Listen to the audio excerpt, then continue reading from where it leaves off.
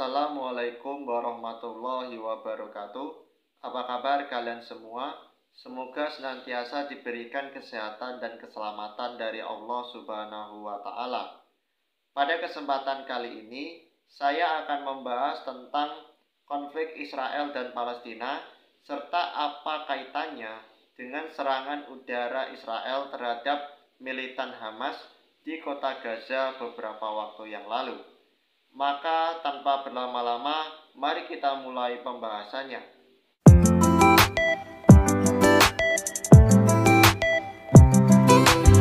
Sebelum kita membahas tentang topik ini, alangkah baiknya kita memahami sedikit sejarah tentang konflik tersebut.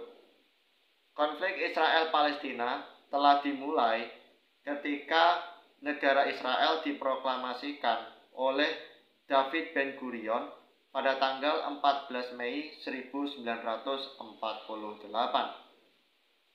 David Ben-Gurion sendiri menjadi bapak pendiri sekaligus Perdana Menteri Israel yang pertama. Tindakan ini menimbulkan penolakan keras dari negara-negara Arab di sekitarnya sehingga memunculkan perang besar di kawasan Timur Tengah. Tercatat ada 3 perang besar yang terjadi antara negara-negara Arab melawan Israel, seperti Perang Arab-Israel pertama yang terjadi pada tahun 1948. Dalam perang ini, Mesir dibantu Suriah, Jordania, Irak, dan Lebanon bersama-sama melakukan invasi ke wilayah Palestina.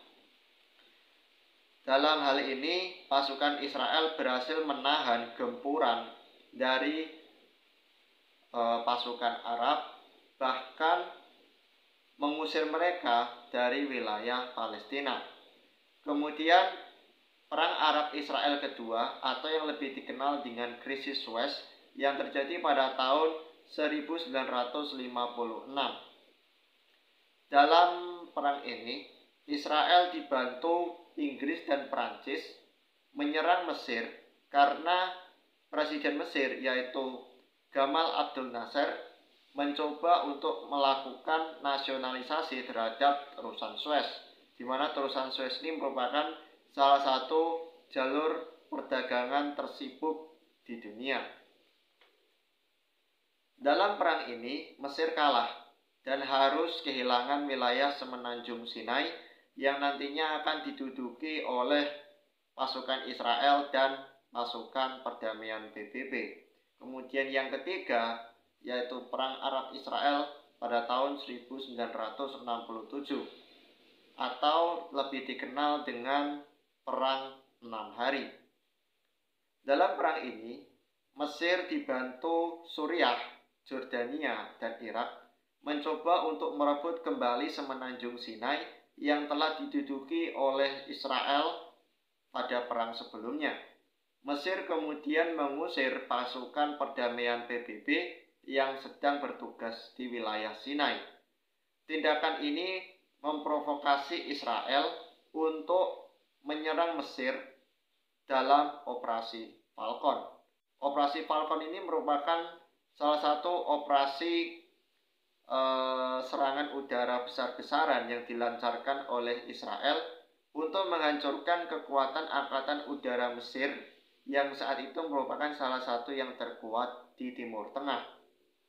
Operasi ini berjalan dengan sangat sukses, di mana hampir seluruh Angkatan Udara Mesir berhasil dihancurkan.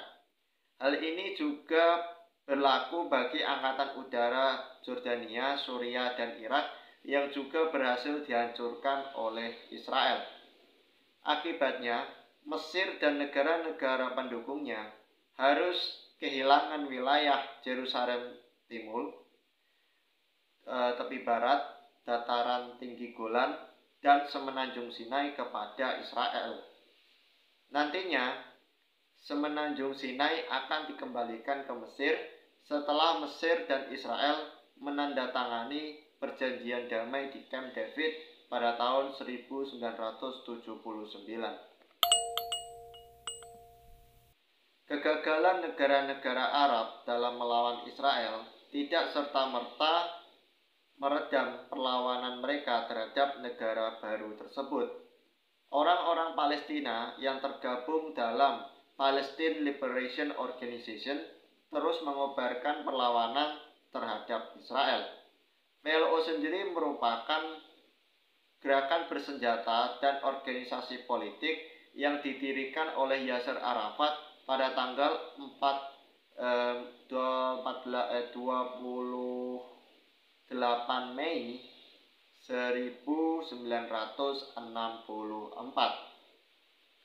Organisasi ini berjuang untuk membawa nasib Palestina dan sekaligus melakukan perlawanan terhadap Israel. Mereka kemudian mendirikan pemerintahan Palestina di pengasingan dan berupaya untuk mendapatkan pengakuan internasional. Hasilnya, ada sekitar 135 negara anggota PBB yang mengakui Palestina sebagai negara yang berdaulat.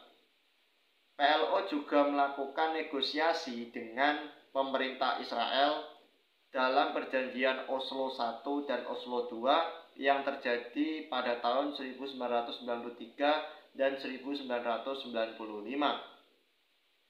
Dalam perjanjian ini, PLO mengakui keberadaan negara Israel dan PLO diizinkan untuk mendirikan pemerintahan terbatas di wilayah Gaza dan tepi barat.